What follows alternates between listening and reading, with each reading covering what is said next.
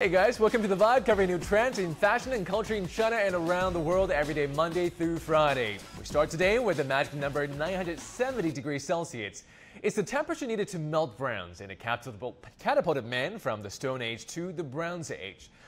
And browns hold special meanings in Chinese culture. In our four-part special series, we will follow one of China's most renowned bronze art masters to see how he's transforming history and shaping tomorrow. Today, in this first episode, we take you to the beginning of his journey to see how his family tradition became a source of his most successful creations.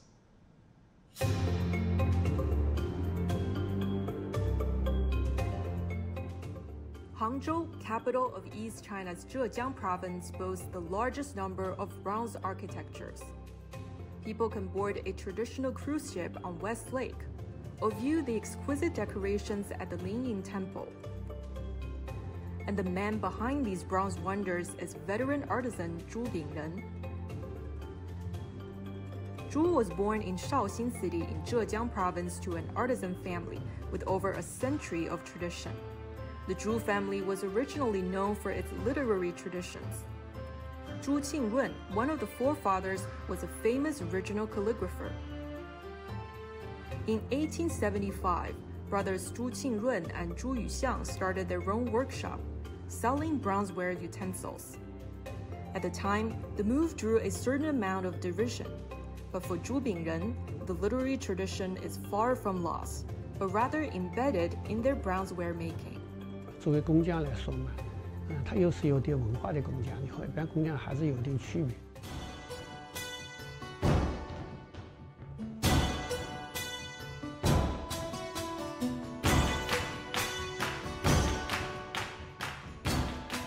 In Chinese culture, bronzeware was often regarded as the vessels of kings, signifying the mystery, solemnity, and majesty of the imperial court, royal power, and order.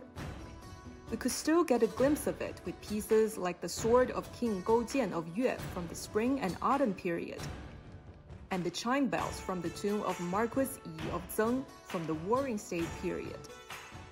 Even after iron replaced bronze for weapons and utensils, bronzeware was still greatly valued and used. Zhu Bingren believed that's why his ancestors started the workshop, and following generations carried on and improved the craft. And Zhu hopes to take a step further with his own visions. In 1995, he broke ground by creating the first bronze murals of Guanyin, the goddess of mercy. He later extended the use of bronze to calligraphy, harking back to his family's original literary traditions. 我们也参与了这个钓鱼台国宾馆的童装社，在做的过程当中呢，他们拿到了启功先生的8幅书法。我说的，如果说你们要挂起来，是不是能够我们换个思路，变成童书匾？我说这个以前是没有做过的，但是我认为我做得好。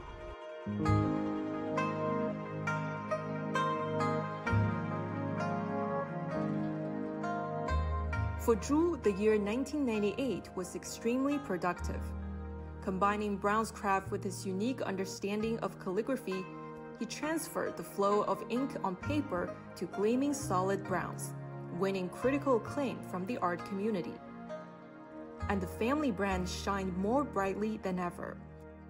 The next year, Zhu created the epic bronze mural featuring the Tang monk Xuanzang's journey to the west, for the Big Wild Goose Pagoda in Xi'an, capital of northwest China's Shanxi province.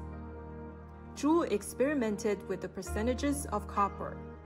The different oxidations enabled him to paint different colors and layers. 那么这幅铜壁画呢，当时就是采用了我自己创造的一个技艺。5000年来，我们的铜的艺术几乎是没有向前迈上一大步。所有我们现在重视的一些工艺啊、技艺啊。 基本上还是老祖宗留下来的一些东西，但是我们还是能够真正的把自己所做的东西能够展现给大家。Zhu considers copper a material with infinite possibilities, also solid enough to stand the test of time. And he has taken his knowledge and artistic vision to restoring a masterpiece along West Lake in Hangzhou. The Leifeng Pagoda was first built in 976 AD. Is known throughout the country, thanks to the popular folktale, The Legend of the White Snake. In 1924, the pagoda collapsed after years of repeated lightning strikes and war damage. In the 2000s, restoration officially began, and Zhu was invited to be part of the team. He saw more than the original brick and wooden structure.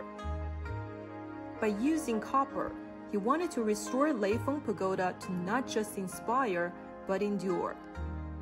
我在想，就是我们已经在做桂林铜的，已经开始了，可以用铜做了。那么为什么我们雷锋呢不能用铜做呢？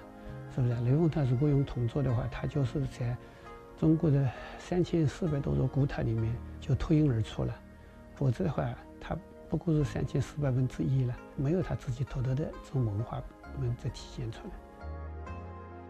From the restoration aspect, a copper coating would significantly lower the risk from fire, thunder, and insects. And from the artistic aspect, there was much more. Instead of the usual red or turquoise of copper, Zhu saw an entire palette. After extensive research in archives and numerous trials and errors, Zhu was able to make his vision come true. 这里面就是运用了很多的不同的色彩的，除了氧化石以外，那么它其实还有涂层的色彩，就用涂料通过不同的配方上来调和以后，和这个铜的本色就金色相互叠加，在大气的这种侵蚀之下呢，它这个应该能够保存的时间是非常长的。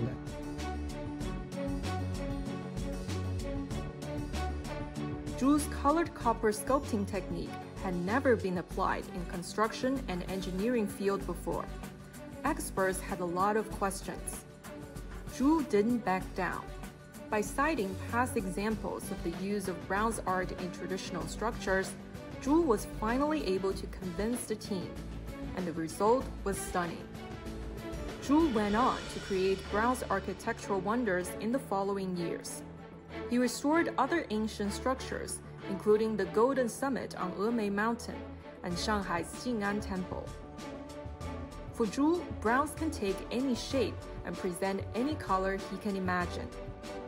With his innovative vision and skillful techniques, the Bronze Age is once again palpable. Chen Li, CGTN.